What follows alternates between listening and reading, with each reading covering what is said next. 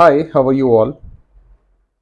I hope that your preparation is going well.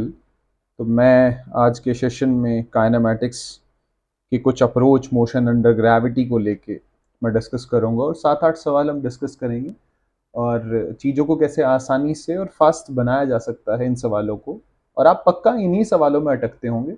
इसमें से बहुत सारे सवाल 2-3 सवाल जेईई मेंस में रिपीट हो चुके हैं कई बार। तो आप 110% अटकते होंगे। और अगर आप समझेंगे उन सवालों को बहुत आसानी से और फास्ट कैसे सोच के बनाया जा सकता है, क्योंकि मोशन अंडर ग्रेविटी में थोड़ा बच्चा अटकता है। तो आप ये सवाल यहाँ से शुरू करते हैं। A body is projected vertically upward from the ground passes through same point at the time T1 and T2। मतलब एक बॉडी फेंकी आपने, सीधी सी बात है। तो अगर उस बॉल का पाथ बनाया जाए तो ये मैं बच्चे ग्राउंड मान लेता हूँ। पहले अपन समझाते हैं। तो ये बॉल कैसे, इसका पाथ अगर कुछ इस तरीके होगा, बॉल फेंकी आपने, ऊपर जाएगी और नीचे टक्कर मारेगी। तो इस जर्नी को मैं दो हिस्सों में डिवाइड कर लेता हूँ, असेंडिंग ऊपर जाते वक्त और डिसेंडिंग नीचे आते वक्त। जी तो हमेशा नीचे की तरफ ही रहता है, ये हमें जानता ही हूँ। तो बॉल ऊपर जाके रुकेगी, ऊपर जाके रुकने के बाद यहाँ रुकेगी, v इज इक्वल टू 0, फिर नीचे मूव करना स्टार्ट कर देगी। लेकिन इंपॉर्टेंट बात जो मुझे याद रखनी है, सवाल तो ठीक है, तो सवाल क्या कह रहा है आपको पहले मैं ये बताता हूँ कि यहाँ क्लॉक आपने स्टार्ट करी है t इज इक्वल टू 0, तो t इज इक्वल टू 1 पे वो यहाँ था, और फिर जब time t is equal to 2 हो गया तो यहाँ पहुंचा। यानी कि इस पूरे टाइम को तो क्या बोला उसने, t2, और यहाँ तक के टाइम को बोला बच्चे उसने क्या, ये असेंडिंग वाली जर्नी के ये t1 है। आपको समझ में आना चाहिए t1 t2 का मतलब क्या है। फिर ये कह रहा है स्पीड ऑफ प्रोजेक्शन।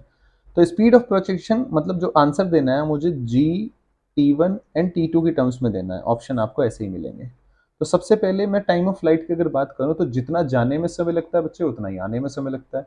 तो अगर यहाँ से यहाँ तक पहुंचने में T1 लगेगा तो यहाँ से यहाँ तक आने में भी तो T1 लगेगा। यही मोशन ग्रेविटी में सबसे अच्छी बात होती है। मतलब क्या, मैं इसको थोड़ा और क्लैरिटी से बताता हूँ आपको। मतलब जब हम चीज़ें सॉल्व करते हैं तो हम ये जानते हैं कि जितना, अगर मान लो इस जर्नी को जाने में T1 टाइम लगा तो यहाँ तक नीचे गिरने में भी T1 लगेगा। अगर जैसे ये जर्नी है, यहाँ T2 टाइम लगा, तो इस आने, जब ये नीचे गिर रहा होगा तो इस जर्नी में भी T2 टाइम ही लगेगा। तो जितना जाने में टाइम लगता है उतना ही आने में, तो बराबर होता है, इक्वल डिस्टेंस इक्वल टाइम में ही वो कवर अप करता है आने जाने में। तो इस बात का हम बड़ा अच्छे से इस सवाल, इन जैसे सवालों में इस्तेमाल करेंगे।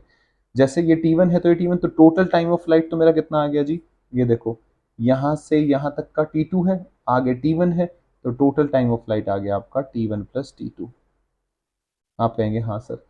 अब सवाल को आसान बनाने के लिए मैं क्या करता हूँ, अब स्पीड ऑफ प्रोजेक्शन देखो, speed of projection a part की अगर मैं बात करूँ तो v is equal to u plus a T.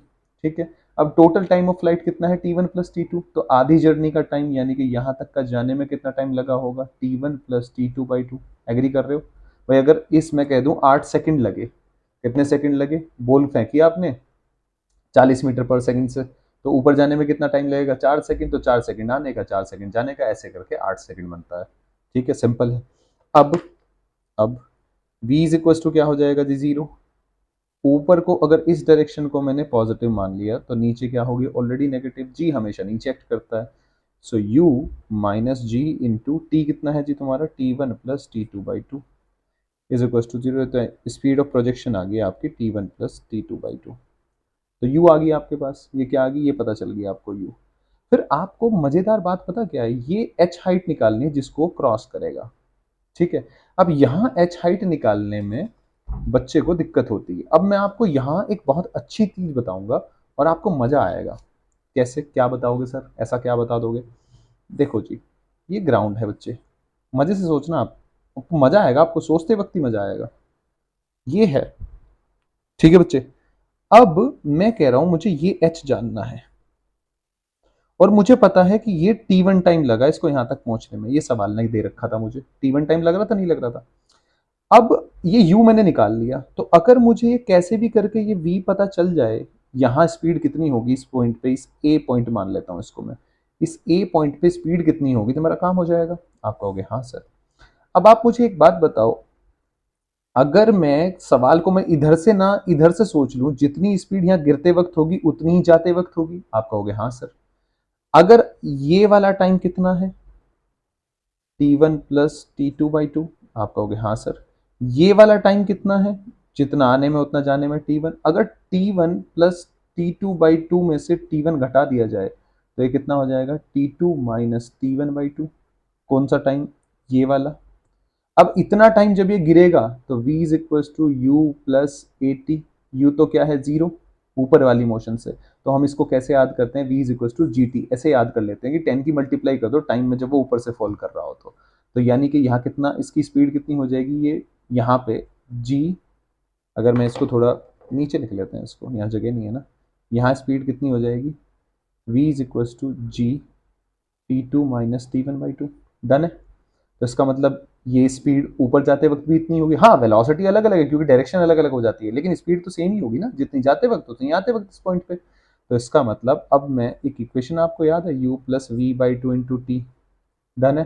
तो ये u पता है कितना है जी, जी t1 प्लस t2/2 प्लस v कितना है g, g t2 minus t1/2 divide by two into कितना टाइम लगा इसको चलने में, यहाँ t1।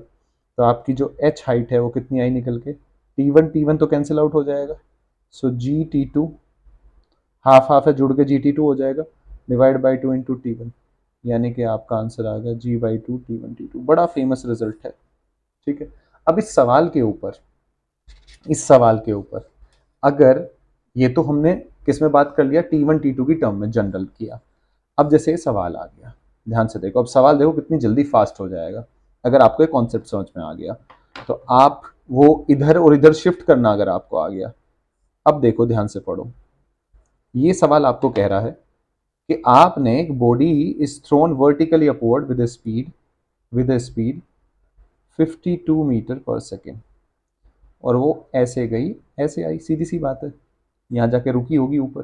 ठीक है, क्योंकि मैं मोशन को दो हिस्सों में तोड़ूंगा, असेंडिंग और डिसेंडिंग।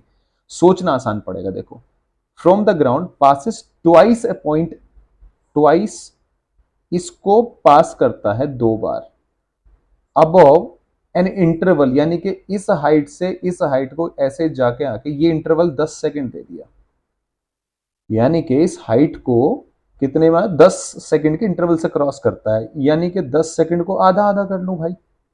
भाई ये और ये उतना इक्वल टाइम लगेगा, असेंडिंग में भी और डिसेंडिंग में भी। तो ये गिरने में 5 सेकंड लगेगा और ऊपर जाने में 5 सेकंड लगेगा, कुछ ऐसे दिए वन है।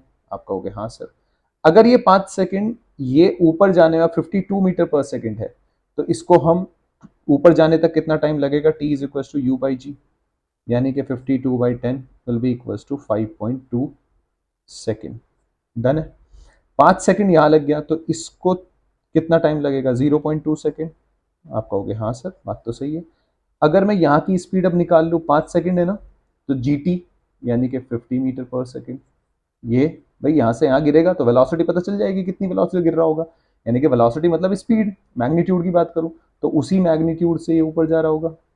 ये बड़ा इंपॉर्टेंट पॉइंट है इस मोशन अंडर ग्रेविटी में, यहाँ जितने से तो यहाँ उतनी ही स्पीड से गिर रहा होगा, जितनी स्पीड से ऊपर जा रहा है उतनी स्पीड। तो मैं देखो, मैंने सवाल को इधर शिफ्ट कर लिया तो मुझे आसान पड़ गया, क्योंकि मुझे टाइम पता है। तो 50, तो यहाँ भी कितने जा रहा होगा, 50 से। अब मुझे अगेन इक्वेशन पता है, h is equal to 52 u plus v, 50/2 गुना 0.2, काटो, यानी कि 102 गुना 0.1 will be equals to 10.2 metre. तो जो बहुत बड़ा और कॉम्प्लिकेटेड सा दिखने वाला सवाल था वो बड़े आसानी से आपने सॉल्व कर लिया। आई होप कि आपको मेरी बात समझ में आ रही होगी कि क्या मैं आपको समझाना चाह रहा हूँ। ये बड़ी इंपॉर्टेंट बात है बच्चे, सवाल आपका मैंने इधर शिफ्ट कर लिया, डिसेंडिंग मोशन में। कहाँ शिफ्ट कर लिया मैंने, डिसेंडिंग मोशन में। ठीक है। अब ये तो एक तरह के सवाल हो गए, इस तरह का आपको ये शिफ्ट करना आना चाहिए। अब अगला सवाल आपको स्क्रीन पे दिख रहा होगा, अगला सवाल आपको कहाँ दिख रहा होगा, आपकी स्क्रीन पे। सवाल क्या है, एक स्टोन है is dropped from the top of building. भैया ये बिल्डिंग बना लो, ऐसे बना दिया मैंने। ये बिल्डिंग है h हाइट की, एक स्टोन को आपने रिलीज किया, इधर रिलीज कर दिया आपने at t is equal to 0। फिर क्या किया, जब ये 5 मीटर नीचे, यानी कि ये 5 मीटर, ये जब 5 मीटर नीचे क्रॉस कर रहा है, तब आपने क्या किया, another stone start to fall from a point 25 metre, ये 25 मीटर हो गया जी, 25 मीटर नीचे से आपने दूसरा स्टोन ये u is equal to 0 fall करा दिया नीचे की तरफ। ठीक है, फिर कह रहा है ये साइमंड, देखो इस तरह के सवाल कभी भी आए तो आपको ये मोशन अंडर ग्रेविटी में डायग्राम जरूर बनाना है। ठीक है, और ये किसका, जैसे 2021 का सवाल है, और ऐसे सवाल वो देता रहता है एनटीए। पर इस सवाल को मैं बहुत फास्ट सॉल्व कर दूंगा, ये तो मैं आपको समझा रहा हूं। अब आप मुझे एक बात बताओ कि ये दोनों साइमल्टेनियसली नीचे पहुंचते हैं, यानी कि इनके बीच की डिस्टेंस, ये मैं ये सवाल रिलेटिव से करूंगा, इनके बीच की डिस्टेंस क्या हो जाएगी, ये जो वन है, जो स्टोन पहले वाला स्टोन है वो टू के साथ साथ गिरेगा, मतलब साइमल्टेनियसली, मतलब है ये दोनों साथ साथ ऐसे हिट कर रहे होंगे। ठीक है, और हाइट ऑफ टावर मुझे बतानी है। ठीक है, तो आप मुझे एक बात बताओ, ये वाली डिस्टेंस, ये 20 मीटर ही तो कवर करी होगी ना पहले वाले स्टोन ने, ये वाला। अगर मैं यहाँ रिलेटिव लगा दूं इस मूवमेंट पे, अभी फिलहाल इस मूवमेंट पे अगर मैं रिलेटिव लगा दूं, तो रिलेटिव क्यों, ए रिलेटिव एक्सेलेरेशन रिलेटिव क्या आ जाएगा, 0। दोनों का एक्सेलेरेशन नीचे की तरफ है तो रिलेटिव क्या आएगा, 0। तो मैं यहाँ से टाइम निकाल सकता हूँ रिलेटिव वेलोसिटी का कॉन्सेप्ट लगा के, टाइम, सॉरी रिलेटिव का कॉन्सेप्ट लगा के, टाइम विल भी हो जाएगा डिस्टेंस अपॉन यू रिलेटिव। अब डिस्टेंस कितनी है जी इनके बीच में, 20 मीटर। यू रिलेटिव कितना बनेगा, अब इसकी तो स्पीड 0 है, तो ये 5 मीटर गिरा, 5 मीटर गिरने का मतलब कितना है, इसको यहां तक गिरने में कितना, 5 मीटर, यानी कि 1 सेकेंड। ये हम याद ही रखते हैं, हमें पता होता है कि जब 5 मीटर गिरने का मतलब क्या है, 1 सेकेंड। अरे जी टी स्क्वायर, यानी कि हाफ जी टी स्क्वायर होता है ना, सॉरी 5 टी स्क्वायर, तो यानी कि 5 मीटर यानी कि 1 सेकेंड। तो 1 सेकेंड में ये कितनी स्पीड पकड़ लेगा जी, 10 मीटर पर सेकेंड। यू रिलेटिव कितना हो गया, 10, क्योंकि उसकी तो 0 है, तो 2 सेकेंड। तो कुल मिला के ये इसके बीच की डिस्टेंस, यानी कि कब इसके पास आ जाएगा, कब मिल जाएगा आके। भाई ये सवाल ऐसे हो गया ना, जैसे आप पढ़ते नहीं थे, एक गाड़ी है ये ऐसे चल रही है, दूसरी गाड़ी है, तो इस गाड़ी को एक कब पकड़ लेगा, तो अपन इसके बीच की डिस्टेंस रिलेटिव वाला कॉन्सेप्ट लगाते थे। ए रिलेटिव है तो ठीक है, अगर जैसे ये एक्सेलरेट कर रहा है, ये एक्सेलरेट, ये कांस्टेंट वेलोसिटी चल रहा है, तो वहां तो हम प्रॉपर इक्वेशन, क्योंकि वहां ए रिलेटिव 0 नहीं होता था, लेकिन यहाँ मजेदार बात क्या है, ए रिलेटिव 0 हो रहा है। ए रिलेटिव 0 तो आपका सवाल ही आसान हो गया, यानी कि इसको पकड़ेगा तो ये दोनों स्ट्राइक तो यहां जाके करेंगे ना। अब रिलेटिव फ्रेम की बात छोड़ दो, यानी कि ये इसको 2 सेकंड बाद पकड़ लेगा, मैंने बस ये कॉन्सेप्ट लगाया कि ये इसको कब पकड़ लेगा, यानी कि 2 सेकंड। तो यानी कि 2 सेकंड, और मुझे पता है ये 2 सेकंड बाद तो गिर ही जाएंगे। कहाँ पकड़ेगा ये इसको, जब ग्राउंड पे चला जाएगा, दोनों साथ हिट कर रहे हैं, तो उसका मतलब ये है। तो मैंने रिलेटिव से टाइम निकाल लिया, तो टोटल टाइम कितना आया मेरा, 3 सेकंड। और एस इज इक्वल टू मैं क्या याद रखता हूँ बच्चे, 5 टी स्क्वायर। तो ये कितना हो जाएगा, 5 × 9 will be equal to 45 metre, यानी कि option b will be the correct answer. I hope कि आपको ये बात समझ में आई होगी कि रिलेटिव का कॉन्सेप्ट लगा के सवाल को कितना आसान बनाया जा सकता है। अब जो मैं आपको कह रहा था, जैसे अगला सवाल देखो, अगला सवाल देखो, अगला सवाल भी अच्छा सवाल है। अगला सवाल क्या कहता है बेटा आपको, ये कि एक बॉल है, एक बॉल है, वो आपने ऊपर फेंकी, चलो फेंक दी, ऊपर फेंकी, तो ऐसे आई। ये पाथ, मतलब ये जो मैं बना देता हूँ, ये असेंडिंग और डिसेंडिंग बनाने के लिए, यानी कि बॉल यहाँ पहुंची, यहाँ पहुंच के वापस गिरना शुरू होगी, ये ऐसे।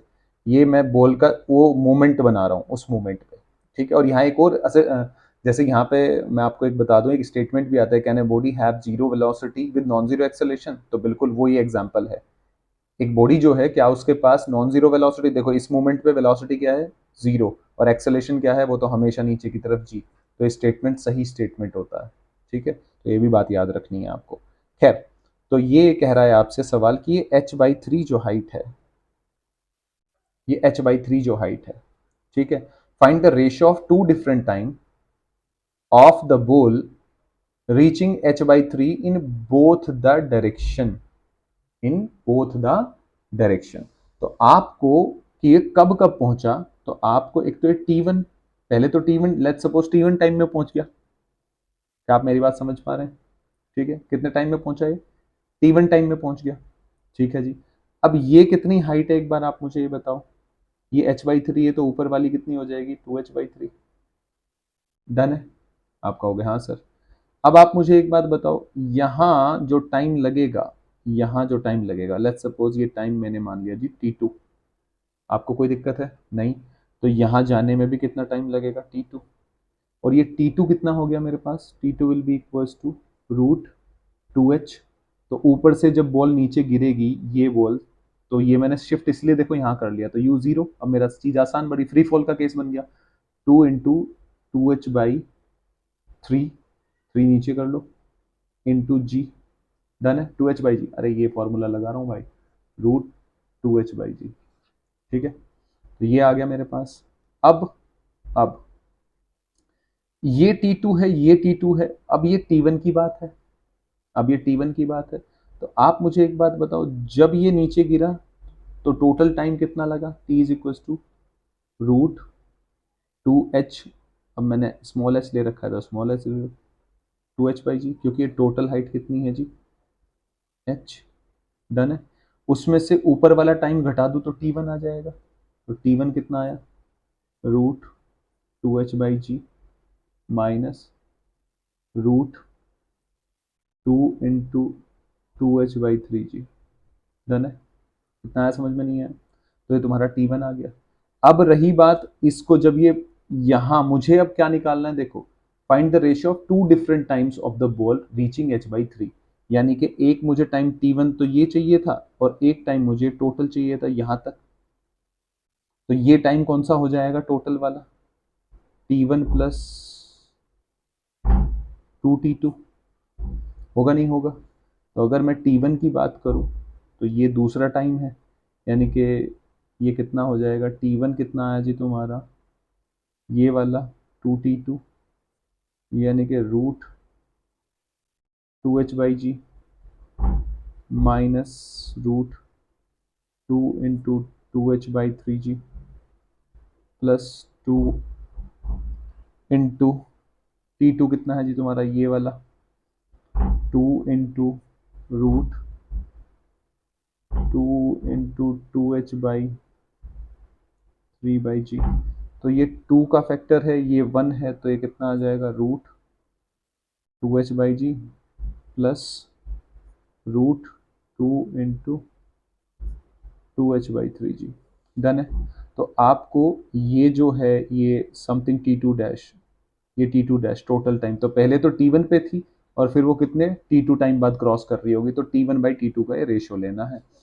तो आई होप कि आपका आंसर जो आएगा, अब ये अगर आप सवाल को ऐसे शिफ्ट नहीं करोगे ना, ऐसे टाइम वाइम में शिफ्ट नहीं करोगे तो मुश्किल हो जाएगा आपको करना। तो ये सवाल क्या हो जाएगा, आपको T1 असल में T2 डैश पूछा गया है, तो T1 कितना है बच्चे, root 2h/g, root 2h/g minus root 2 into 2h/3g divide by root 2h/g plus root 2 into 2h/3g, done है।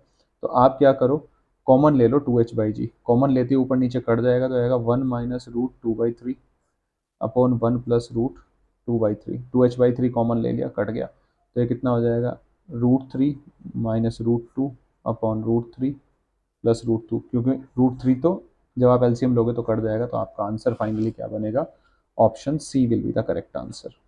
कौन सा जी, C will be the correct answer. भाई ये इसको रूट 2/√3 लिख सकते हो, तो एलसीएम लोगे तो रूट 3 इधर चला जाएगा, अपोन में रूट 3, तो रूट 3 से रूट 3 कट जाएगा, तो ये तुम्हारा फाइनल आंसर। इतनी कैलकुलेशन तो आई होप, मैं ये मान के चल रहा हूँ कि आपको आती होगी। तो कुल मिला के एक इस तरह का सवाल आपको आना चाहिए। अब थोड़ा सा अपन आगे बढ़ते हैं कि और किस तरीके का सवाल आप यहाँ से एक्सपेक्ट कर सकते हो। एक तो ये वाला एक्सपेक्ट किया आपने। दूसरा सवाल जो आप यहाँ से, एक और तरह का सवाल यहाँ से एक्सपेक्टेशन जो होती है बच्चों को, वो जो आता भी है, वो इस तरह का सवाल आता है, अगर आपको याद हो तो। ये मैं सीधा ही बता रहा हूँ ताकि आपको याद रहे कि जैसे एक बॉल है, एक बॉडी आपने ड्रॉप करी फ्रॉम h हाइट, एक बॉडी आपने कहाँ से ड्रॉप करी, ये h हाइट है, तो एक बॉडी आपने ड्रॉप कर दी, ये ड्रॉप की आपने, और ये लास्ट सेकंड में 7h/16 चलती है। 7h/16 किस में चलती है, लास्ट सेकंड में। वो लास्ट 2 सेकंड भी बोल सकता है, ठीक है। और नंबर में भी एक सवाल आता है, 3 तरीके से सवाल आता है, पहले एक तरीके से देखते हैं, फिर तो मैं 2 केस इसके इसी के अंदर ही इंक्लूड कर दूंगा। तो आप मुझे एक बात बताओ, ये कितना, ये कह रहा है आपसे कि ये इतना यहाँ 7h/16 चला, और चलने में कितना, लास्ट सेकंड, मतलब लास्ट की 1 सेकंड जो है उसमें 7h/16 चला। अगर मैं मान लो इसको टोटल गिरने में, क्योंकि देखो मुझे एच निकालनी है, तो एच मेरा कैसा आएगा, h will be equals to, मुझे पता है 5t²। ऊपर से जब बॉल गिरती है तो 5t² होता है ना। अब टी पता चल जाए टोटल टाइम तो मेरा काम आसान हो जाए। तो टोटल टाइम यानी कि इसको यहां से यहां तक गिरने का एक बार टाइम पता चल गया तो काम हो गया। 1 सेकंड में इतना चल रहा। अब ये आप मुझे एक बात बताओ, 9h/16 होगी ना, एच में से ये घटा दोगे ऊपर 9h/16, अगर इसमें टोटल टाइम में टी मान लूँ तो इसको गिरने में कितना टाइम लगेगा, t-1। आप कहोगे हाँ, तो इस सवाल को मैं ऊपर शिफ्ट कर लेता हूँ यहाँ पे दो केसेस के लिए। अगर एच हाइट गिरता है वो तो कितना टाइम लगेगा, हाफ, क्योंकि यू तो जीरो है, हाफ GT²। अगर 9h/16 गिरता है तो हाफ इंटू जी इंटू t-1 का स्क्वायर। इस बार मैंने नीचे को पॉजिटिव ले लिया। अगर नीचे को पॉजिटिव तो जी आपका पॉजिटिव ही है, तो आपको टेंशन लेने की कोई ज़रूरत नहीं है। तो आप इसको डिवाइड कर दो इक्वेशंस को, और यही फिक्स पैटर्न है इन सवालों को करने का। 16/9, क्योंकि अगर आप दूसरे तरीके से तो ये फंसने वाली चीज़ें हैं, t² अपॉन t-1 का स्क्वायर। तो यहाँ से दोनों तरफ का रूट ले लेंगे तो आप कितना आ जाएगा, 4/3 will be equals to t/t-1, यानी कि 4t-4 इज इक्वल्स टू बच्चे 3t, यानी कि t will be equals to 4 second. यानी कि t तो टोटल टाइम था, कितना आया, 4 सेकेंड। तो हाइट कितनी आ गई, 4×4 = 16 × 5, कितना आया, 80 मीटर हाइट है उसकी। फिर इसी सवाल को कैसे कह देगा आपको, इसी सवाल को वो कैसे कहेगा, वो आपको कह देगा कि लास्ट ये 7h/16 किस में चला, हो लास्ट के 2 सेकंड में चला। तो 2 सेकंड में कुछ कोई बदलाव नहीं आएगा। अब मुझे पता है इस पैटर्न का सवाल कैसे करना है। यहाँ कितना चला वो जी, 7h/16 कितने में चला जी, 2 सेकंड में। तो ऊपर 9h/16 कितनी देर में गिरेगा, t-2, अगर मैंने टोटल t मान लिया तो। और ये हाइट कितनी है जी, h, यानी कि इक्वेशन कैसे बनी, h इज इक्वल टू, नीचे को अगेन, नीचे को क्या मान रखा है मैंने, पॉजिटिव। अब देखो मैं कितने फास्ट कर रहा हूँ, h is equal to half into GT², equation number 1। दूसरा 9h, अब कई बच्चों के दिमाग में आ रहा है सर ऊपर शिफ्ट क्यों किया, क्योंकि अब u जीरो हो गया ना। अब मुझे यहाँ u भी निकालना है, यहाँ v भी नहीं, तो मुझे नहीं पता ना, मैं फंस जाऊंगा, एक से ज्यादा वेरिएबल आ जाएंगे। तो 9h/16 हाफ GT-2 का स्क्वायर, इक्वेशन नंबर 2, डन। जी से जी कट गया, 16/9 विल बी इक्वल्स टू, ये कट गया, कटा नहीं कटा। फिर आप रूट लेंगे t² अपॉन t-2 का स्क्वायर, आप दोनों तरफ का रूट लेंगे तो 4/3 will be equals to t/t-2 बच्चे, डन है। अब क्या करेंगे आप, इसको थोड़ा सा ऐसे कर लें तो ये आ जाएगा आपका 4t-4×8 will be equals to 3t, यानी कि t will be equals to आएगा बच्चे 8 सेकेंड। यानी कि आपका h किसके बराबर होता है, ये तो मुझे पता ही है, 5t², यानी कि h will be equals to 5 × 8 का स्क्वायर, यानी कि 64 × 5 will be equals to 5×30 320 metre. ये मैं 5t² कैसे लिख रहा हूँ आपको पता है, ये 5t² भाई ऐसे लिख रहा हूँ।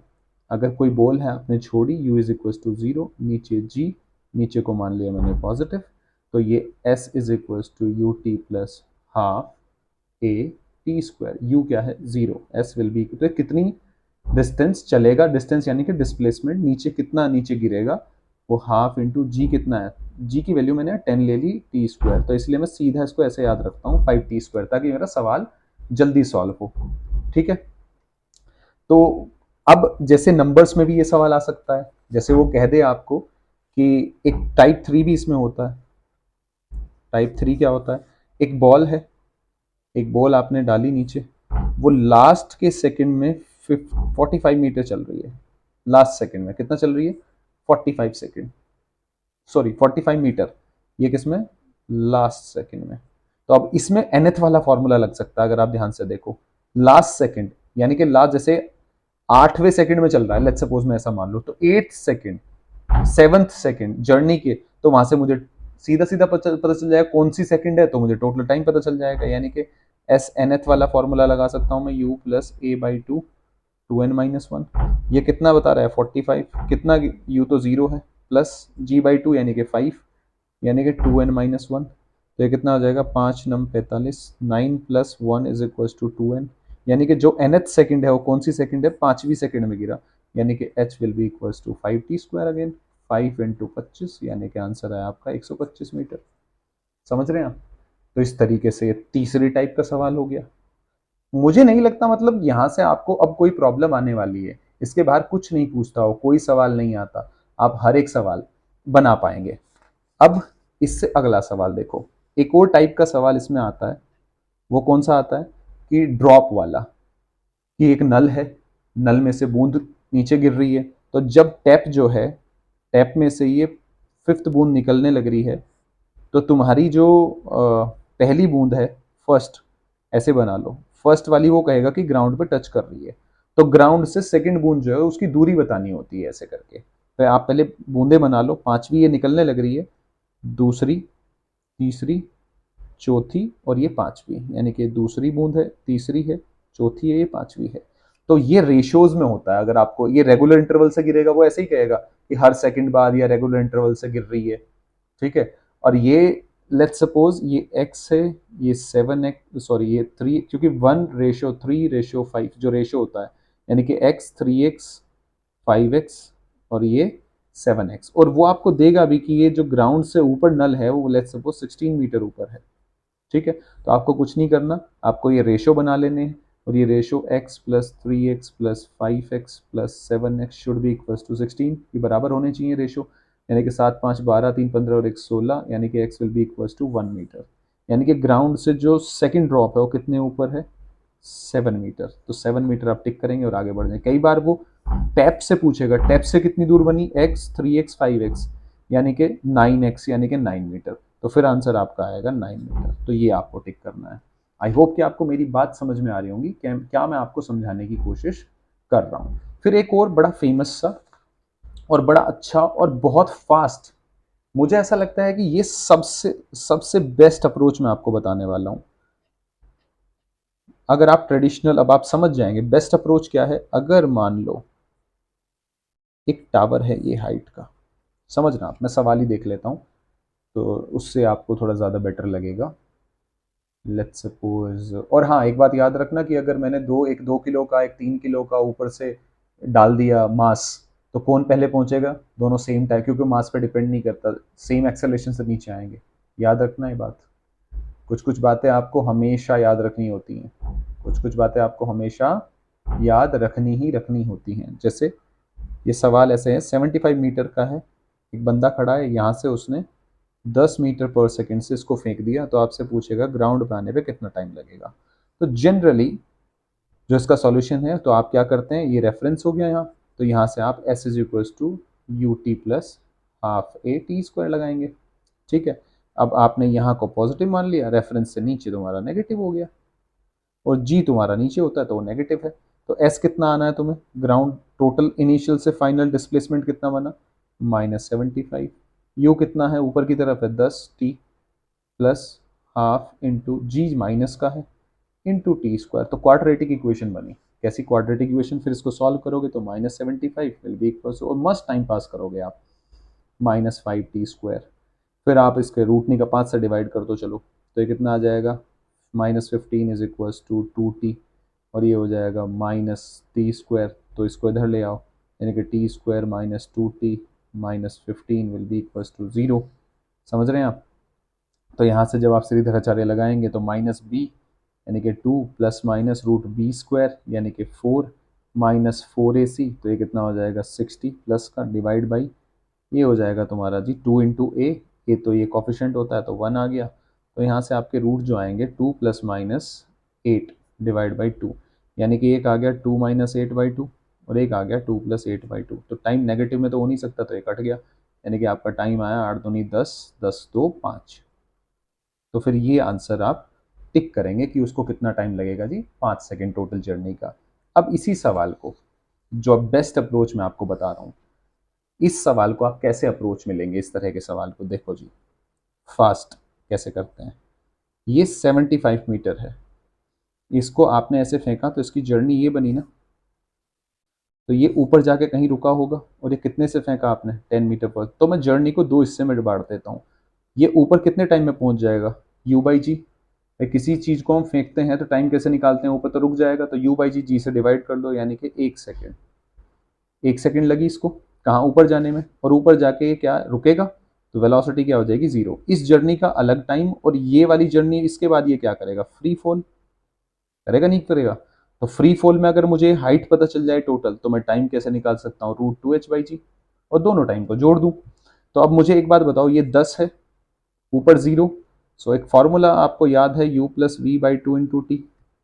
तो u कितना है 10, फाइनली 0/2 × 1 यानी कि 5 मीटर। तो ये चला कितना यहाँ से यहाँ तक, 5 मीटर। तो टोटल डिस्टेंस h कितना हो गया, h हो गया आपके पास 75 × 5, 80 मीटर इसको गिरना है। यानी कि ये हो गया टाइम t1 इसको ऊपर जाने तक, और ये t2 फॉल करने का, यानी कि 2 × 80/10 कट गया। यानी कि t2 कितना आया, 4, 4 × 1 5, यानी कि टोटल टाइम 5 सेकेंड। तो जो आपने ये क्वाड्रेटिक इक्वेशन लगा के मस्त टाइम पास किया था, कोई दिक्कत नहीं है, लेकिन हम इतना नहीं करेंगे। हम सवाल को कैसे करेंगे, देखो अब सीधा 10 से फेंका तो ऊपर जाने में 1 सेकंड लगा। अब मुझे अगर ये सवाल आ जाए तो मैं कितना फास्ट कर सकता हूँ, ऊपर जाने में 1 सेकंड लगा, u+v यानी कि 10 + 0/2, 5 × 1 कितना लगा, 5 मीटर, 5 मीटर 75, 80 मीटर, 80 यहाँ रख दूंगा, यहाँ से टाइम निकल जाएगा। तो यहाँ से यहाँ तक का टाइम अलग निकाल लिया, ये वाला टाइम मैंने अलग निकाला। मैंने क्या किया, इस टाइम को तो अलग निकाल लूँ और इस टाइम को अलग निकाल लूँ, दोनों को जोड़ दूँ 5 second. This will be your answer. इसके बाहर मैं आपको गारंटी दे रहा हूँ कि काइनेमेटिक्स में ज़्यादा चीज़ें नहीं पूछी जाती। एक बड़ा स्टैंडर्ड सा जो रिजल्ट है बस वो याद रखना। कई बार एक सवाल ये आ जाता है कि ये है, पता नहीं बच्चे इसमें क्यों कंफ्यूज होते हैं, एक बॉल है उसको सेम वेलोसिटी से ऐसे फेंक दो, ऐसे फेंक दो, नीचे की तरफ फेंक दो, तो ग्राउंड पर जब ये हिट करेगा ना तो सारी की सारी बॉल सेम स्पीड से हिट करेंगे। अब बच्चा कहता है क्यों सर ऐसा क्यों, अरे भाई h हाइट है, ठीक है।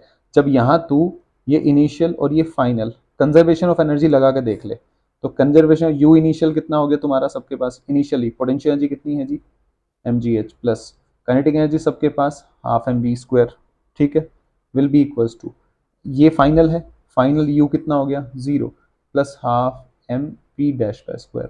m तो सबका सेम मास की बॉल है, उसको फेंका है आपने, ठीक है, किसका, सेम मास की बॉल को आपने फेंका। दूसरी बात, अगर सेम मास की नहीं भी हो तब भी मास तो कट ही जा रहा है ना।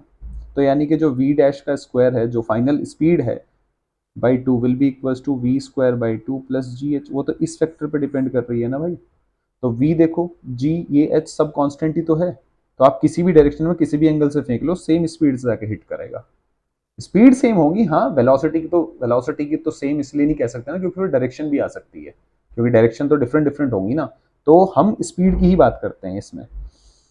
अब यहां से एक सवाल और है, एक सवाल क्या है जी, ध्यान से देखो। अगर ये h हाइट का टावर है, ये बस रिजल्ट याद रख लेना, रिजल्ट बड़े काम का है, कई बार सीधा सवाल आ जाता है। और इस बॉल को आपने ड्रॉप किया, तो सवाल कैसे देगा कि एक बॉल थी, जब आप उसे अपवर्ड डायरेक्शन में u वेलोसिटी से फेंकते हैं और सेम बॉल को डाउनवर्ड फेंकते हैं, तो डाउनवर्ड टाइम t1 लेती है ग्राउंड तक पहुंचने में, और ये t2 लेती है, ठीक है। तो ये t1 t2 आपको गिवन होगा। तो आपसे पूछेगा कि अगर मैं एक बॉल को ड्रॉप कर दूं, ये एच हाइट नहीं बताएगा, ड्रॉप कर दूं तो उसको ये कितना टाइम लगेगा नीचे जाने में, फ्री फॉल का। तो इसका सीधा रिजल्ट होता है t will be equals to √t1 t2, proven होता है, बट ये आपको याद रखना है, ठीक है।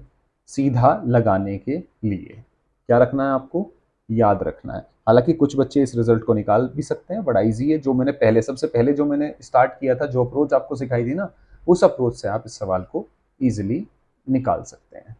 तो अगले सवाल में मैं सोच रहा हूँ कि मैं थोड़ा सा ग्राफिकल अप्रोच अगर मैं डिस्कस करूं तो ज़्यादा बेटर रहेगा। तो कुछ ग्राफ के पार्ट हम डिस्कस करेंगे, ग्राफ का कन्वर्जन डिस्कस कर लूँगा मैं। तो ये काइने पर मोशन अंडर ग्रेविटी है, मोटा मोटा मैंने डिस्कस कर दिया है, और आपको समझ भी आ गया होगा, जो बच्चे रिवीजन कर रहे होंगे, कि ठीक है यही सवाल फंसता है। और ये फास्ट बना, हर सवाल को देख लो मैंने, अगर आप, ये तो सिखाने के लिए मैंने, समझाने के लिए इतना कुछ किया है, लेकिन आप जल्दी ही कर देंगे, क्योंकि अगर आपने वो समझ ली है चीज़ें तो अब आप मोशन को स्प्लिट, और फिक्स पैटर्न है, ऐसे ही करना है, फिक्स पैटर्न है। आप दो दो बार लिख के और करके देख लें, आप इजीली कर पाएंगे। मिलते हैं अगली वीडियो में।